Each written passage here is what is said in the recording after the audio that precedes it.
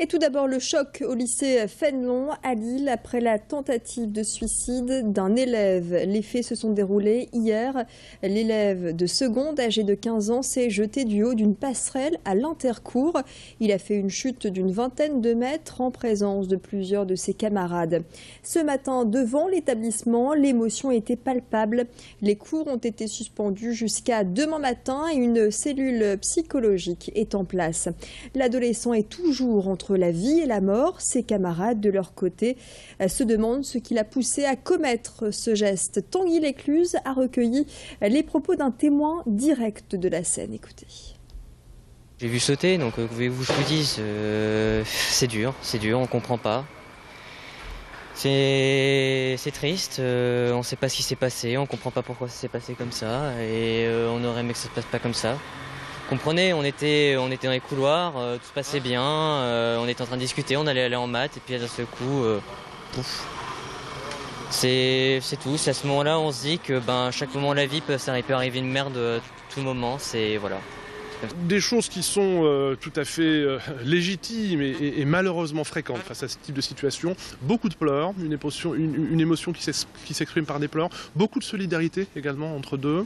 Et puis bon, un petit peu de culpabilité. Il y a toujours un petit peu de culpabilité. Et puis des questionnements, et c'est toujours le cas face à des comportements suicidaires, des questionnements sur les causes, sur le pourquoi du suicide, sur pourquoi à ce moment-là, pourquoi à cet endroit-là. Et ça, c'est des choses qu'on est amenés, nous, à prendre en charge, en tout cas à évaluer avec eux et qu'on sait faire. Dans le reste de l'actualité de la métropole lilloise, les habitants de Ouascal vont-ils devoir revoter? La question est en suspens. En tout cas, l'écharpe de la maire de Ouascal, Stéphanie Ducret, pourrait donc changer d'épaule en cas de nouvelles élections. Rappel des faits en avril dernier, suite aux élections municipales, le candidat FN a déposé un recours en justice pour souligner une irrégularité. Elle concerne la nationalité belge d'une candidate inscrite sur une liste adverse, la liste Passion Ouascal autrement. Sa nationalité ne figurait pas sur les bulletins de vote. Une tromperie pour le candidat FN vis-à-vis des électeurs. Ce matin, au tribunal administratif de Lille, le rapporteur de la République a préconisé l'annulation des élections. La liste Passion Ouascal autrement reconnaît l'erreur. Le FN, de son côté, espère récupérer un siège au conseil municipal. Explication complémentaire au micro de Macha Grunessen. Effectivement, si l'on s'en tient à ma requête initiale, je n'ai pas demandé en premier lieu l'annulation de l'élection. C'est une conclusion qui a été donnée par Madame le rapporteur. Étant donné les circonstances, elle a jugé que c'était nécessaire. Nous attendons maintenant le jugement définitif. Nous y participerons, quelle que soit d'ailleurs la décision, s'il y a le premier et le deuxième tour, ou seulement le deuxième tour, nous y participerons avec plaisir. Et contrairement à ce que l'avocat de Mme Ducret a dit, nous n'avons absolument aucune crainte quant au résultat. Les commerçants la décrivent comme un coupe-gorge. Il s'agit de la rue Jules Guesde, située dans le quartier de Oisem, à Lille. Un collectif de commerçants s'est même créé pour demander des mesures rapides et efficaces, une présence policière plus accrue, un éclairage public la nuit. Dans le cas contraire, les commerçants menacent de ne plus payer leurs impôts locaux. Les dégradations et les vols à l'arraché seraient fréquents. D'ailleurs, voyez ces images lors de son tournage.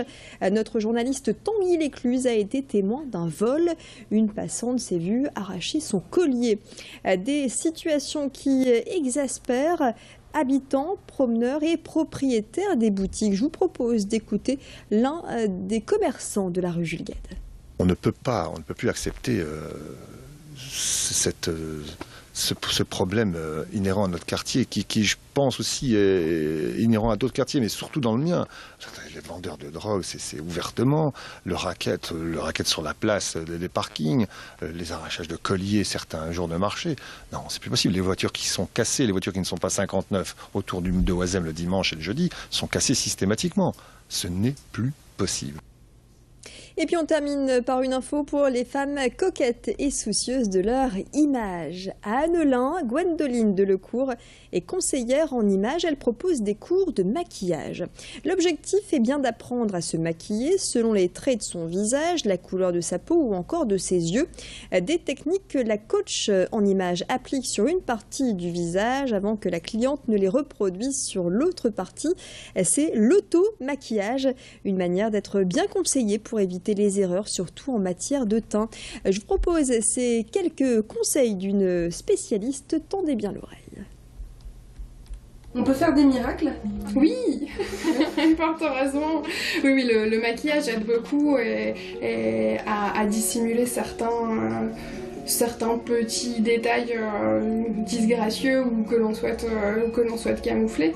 Maintenant, on travaille aussi sur la morphologie du visage en cours de maquillage, et donc on arrive visuellement à créer des ombres et des petits effets qui vont donner une forme différente au visage. Fin de ce flash, merci de l'avoir suivi. Tout de suite, retrouvez d'autres reportages sur Grande Île TV, toute l'actualité de la métropole lilloise. Très bon moment en notre compagnie.